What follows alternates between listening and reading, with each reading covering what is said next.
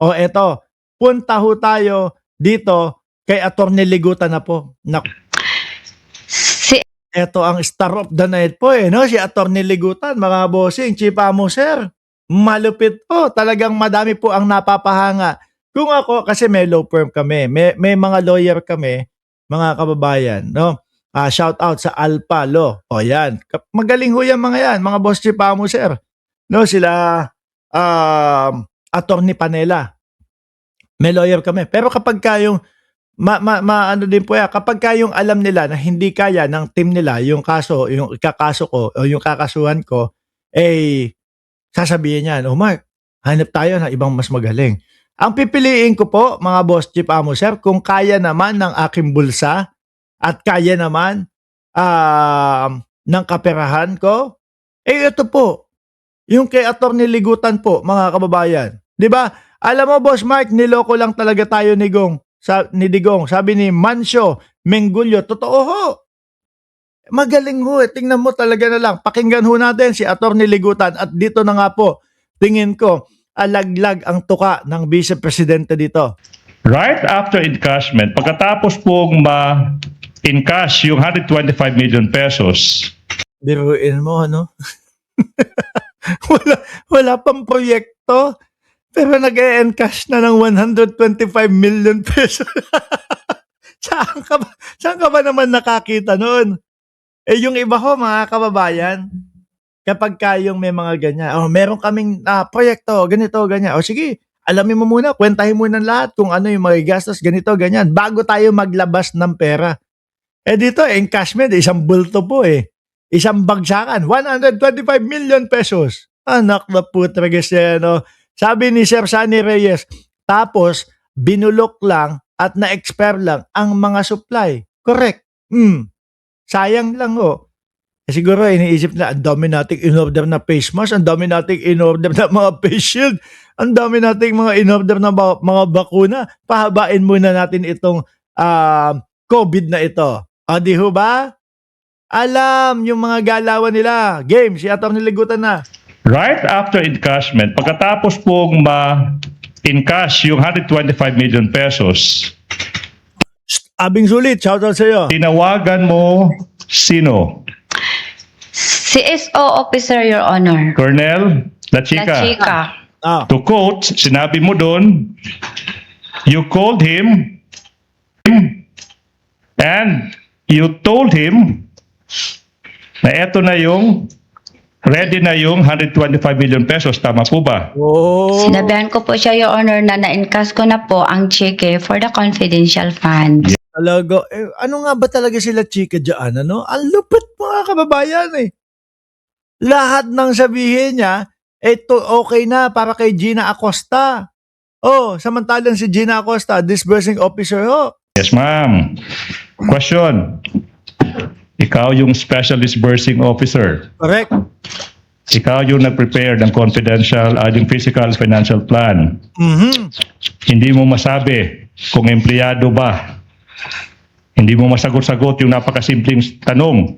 Kung empleyado ba si Colonel La Chica. Biruin niyo po iyon, mga kababayan. Kaya sabi, si Colonel La Chica sa opisina ng Office of the Vice President po. Pumipick up ng 125 billion, no?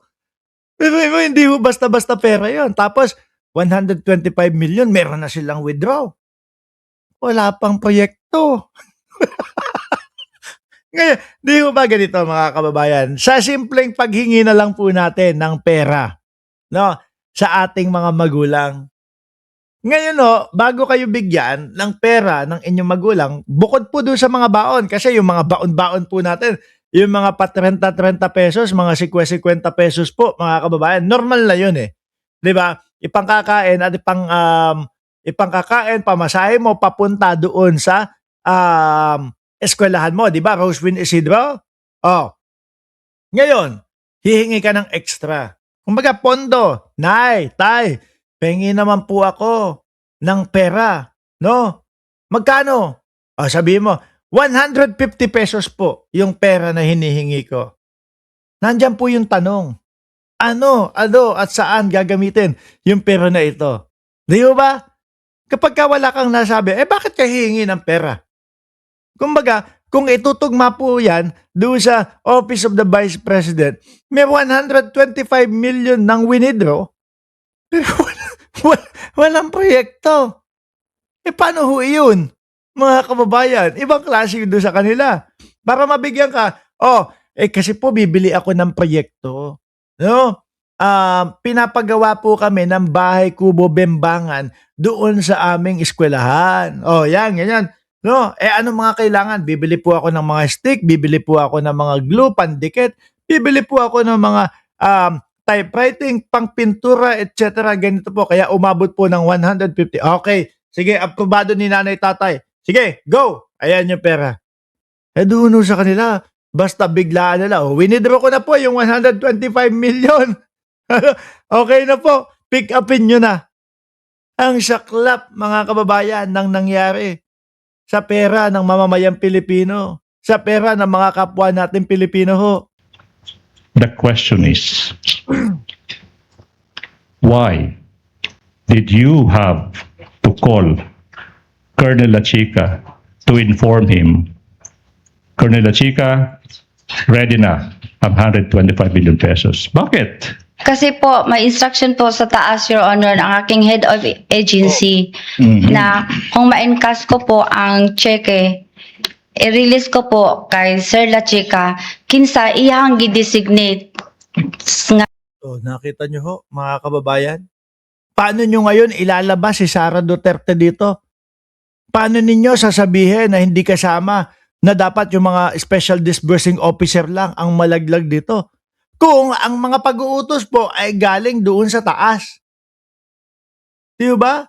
Kung ang galing ng mga utos ay galing doon kay Boss Sara. special Tato! Psst! Huy! Shoutout sa'yo. officer po, a security officer po sa Office of the Vice President na siya i-order, Your Honor. Okay, ma'am. Sabi mo, tinawagan mo si Colonel Lachica kasi yun yung utos ng head of agency. Siguro sa ating mga kababayan na hindi alam, sino ba? Sino? Sino ba ang head of agency na nag-utos sa'yo Ayan na. as the special disbursing officer na ibigay yung 125 million pesos in cold cash? Makinig ho kayo. No, mga DDS, putang trages kayo, Pakinggan ninyo. No, etong mga hindi yung sasabihin ninyo. Naku, kapag kasi Atty. Ligutan ang nagsasalita, ayoko nang makinig. Walang ganon, walang ganon. No, lahat papakinggan nyo talaga. Pakinggan nyo ang katotohanan. Sino ang nag-utos na ibigay kay Colonel Lachica yung 125 million pesos? Sa isang security officer, Colonel Raymond Dante Lachica. Ang nag-utos po sa akin na i-release ang pera na 125M sa security officer na si Colonel Lachica ay si Ma'am Sara Duterte. Laglag. Sasabihin ng mga DDS. Natural. Confidential funds ng Vice Presidente yan. Yun nga ang sinasabi doon. Confidential funds ng Vice Presidente. Ngayon, mahihirapan na kayong ialis, i-echepwera o sabihin na hindi kasalanan ng Vice Presidente yan. No? Mahihirapan na kayo. Kasi mismong binanggit na yung pangalan na ang utos ng lahat ng ito ibigay kay Lachica ay dahil sa utos ng Vice Presidente. Hindi nyo na pwedeng sabihin, ay wala, sila ano lang naman iyan. Sila Gina Acosta lang naman ang nagsasabi niya. Sila Gina Acosta lang naman ang may sala dyan. Hindi sama ang Vice Presidente dyan. Ayan, nabanggit na. Sabi ni Lucila Balyaser, walang imposible, lahat sa Panginoon. Booking na lahat, unti-unting mabubuking ng Holy Spirit. Kay buti-buti mong Panginoon, walang imposible. Totoo po yan, no? At yung po si Holy Spirit, malamang po sa mga susunod na mga araw, si Bato, ma-Holy Spirit na din po yun. Aray. Nalaman mo na si Colonel Lachica yung may alam paano i-implement yung confidential activities. Kasi nga, Yun yung sabi sa inyo ni VP Sara Duterte. Tama po ba? Yes, siya po ang security officer na sinabi ni Vice Presidente. Alright. Now, I'm showing you yung transcript, page 140 this time. Gawin mo, ano? Talagang mismo pinangalanan na. Tsaka siguro, ito, pagkatapos ho ito, nung sinabi o sinita na ni Erwin Tulfo, bakit ganun? Kapag ka sa Senado, pagka sa Kongreso, okay naman siya magtagalog. Pag dito sa Senado, Bisaya lang ang naiintindihan. Kaya po, marunong na ulit magtagalog si Gina Acosta, mga bossing. Tanong sa inyo, Representative Luiso, then why did you give all the money to Colonel Lachica? Yung sagot niyo was, because Sabi ni Ma'am Annalyn Ando, sasabihin na naman ng mga narcissist, si PBBM ang nag-utos na sabihin ang pangalan ni Sara Duterte. Ang susunod na sasabihin nila, etong si Gina Acosta ay nabigyan naman ng maleta. kaya sinabi yung pangalan ni Sara Duterte.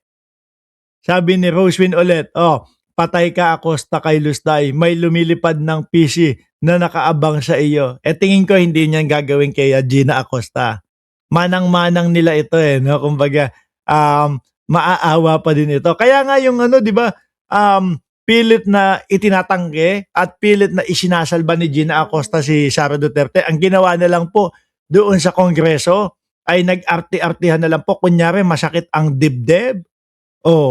Di ba? Dito po kasi sa impeachment, malabo at hindi na nila pwedeng gawin ho iyon, mga kababayan. may utos po ni Ma'am Inday Sara na sa kanya po i-release kasi siya po ang nakakaalam kung paano po i-implement ang mga programs and programs and activities in line po sa confidential activities. You confirm that? Yes, Your Honor. Madam. Bahagi po ba ng trabaho ng security officer ayon sa joint circular ang tumanggap ng confidential at mag-implement ng confidential funds? Sandali, security officer ang magbibitbit at tatanggap ng 125 million na galing sa bulsa ng mamamayang Pilipino, galing sa tax ng mamamayang Pilipino. Ibang klase Siya po ang may alam, siya po ang eksperto, Your Honor, sa pagpatupad po ng confidential operation and activities, Your Honor. Kasi siya po ang may access when it comes to national security, Your Honor. Ayon po kanino, ma'am? Ayon sa joint circular, ayon sa interpretasyon nyo, ayon sa utos sa inyo? Areko? Ayon po sa joint circular, Your Honor. Nako, sandali. Andiyan si Ligutan, syempre. Saan po sa joint circular? Alam niyo po? At saka, ayon po sa utos ng head of... ayan na. Siyempre ayon sa joint circular, mga kababayan, i-object ni Ligutan iyan. Kaso, saka po doon, ayon po sa utos ng nakatataas, aray ko po mga DDS, yari na. Malamang sasabihin nyo sa sarili ninyo, hayaan mo na. 16 naman ang kailangan nilang boto para ma-impeach ang Vice Presidente. Baka akala nyo lang iyon. Mukhang pabawas ng pabawas. At pinagtatalunan pa din ho iyon. Baka susunod, 14 na lang. Baka susunod, 12 na lang. Baka pagka napasok na ho sa Oblo, si Alan Peter Cayetano, 10 na lang. Wala na. Di ba? Ang masaklap po sa mga DDS, kahit ramdam, alam na nila na inilalaglag na po at nabibisto na po ang Vice Presidente, ang ipambabala pa din po nila sa atin, huwag kayong mag-alala, 16 naman ang boboto dyan. Biruin mo, ikaw napapanood mo na, alam mo na, naririnig mo na base doon sa mga sunod-sunod na nangyayari doon sa impeachment, nakikita mo na, nako, malapit sa katotohanan na guilty ang Vice Presidente.